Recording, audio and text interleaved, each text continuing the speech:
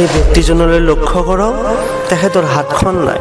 এখন হাতৰ মূল্য কিমান সেইজন ব্যক্তিহে উপলব্ধি কৰিব পাৰে যাৰ হাতখন নাই। ঈশ্বৰ আল্লাই কমচে কম আমাক হাত দুখন দিছে, দুখন ভৰি দিছে, কৰ্ম কৰি খাব পৰা এটা সামৰ্থ্য দিছে। এই সামৰ্থ্য অনুযায়ী যাতে আমি এইসকল ব্যক্তিক সহায়ৰ হাত আগবঢ়াব পাৰোঁ, আপোনালোকে ওলাই আহক আপোনালোকৰ সামৰ্থ্য অনুযায়ী। ব্ৰাদাৰ এণ্ড চিষ্টাৰ, এই ভিডিঅ'টো কোনো ধৰণৰ মানুহক দেখুৱাৰ উদ্দেশ্য নহয়, মানুহক কোনো শ্বফ কৰাৰ উদ্দেশ্য নহয়। এনেকৈ সপ্তাহত মোৰ এই আছামিজ হেল্পাৰ চেনেলৰ জৰিয়তে এনেকুৱা এটা প্ৰগ্ৰেম লৈ আহিম য'ত ফুটপাথত পৰি থকা অসহায় ব্যক্তিসকলক আমি সহায় কৰিব পাৰোঁ। আপোনালোকৰ ইচ্ছুক ব্যক্তিসকলে আপোনালোকে মোৰ এই আছামিজ হেল্পাৰ চেনেলৰ জৰিয়তে যোগাযোগ কৰিব পাৰে এনেকৈ অসহায় ব্যক্তিসকলক সহায় কৰাৰ কাৰণে।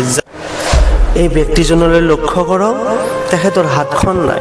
এখন হাতৰ মূল্য কিমান সেইজন ব্যক্তিহে উপলব্ধি কৰিব পাৰে যাৰ হাতখন নাই।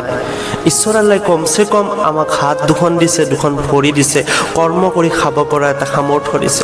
এই সামৰ্থ্য অনুযায়ী যাতে আমি এইসকল ব্যক্তিক সহায়ৰ হাত আগবঢ়াব পাৰোঁ, আপোনালোকে ওলাই আহক আপোনালোকৰ সামৰ্থ্য অনুযায়ী।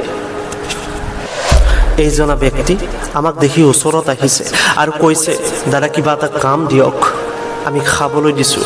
কৈছে মোৰ পৰিয়াল লঘোণে আছে, মোৰ ল'ৰা ছোৱালী লঘোণে আছে দাদা, গোটেই গুৱাহাটীত কাম বিচাৰিলোঁ, কাম এটাকে পোৱা নাই। চাওক, যিটো সময়ত এছাম অসমৰে ৰাজনীতিবিদে আজি হিন্দু মুছলমানৰ ৰাজনৈতিকৰণত ব্যস্ত, ইয়াৰ বিপৰীতে এছাম ব্যক্তিয়ে পেটৰ ভোকৰ তাৰণাত আজি কাম বিচাৰি ফুৰিছে।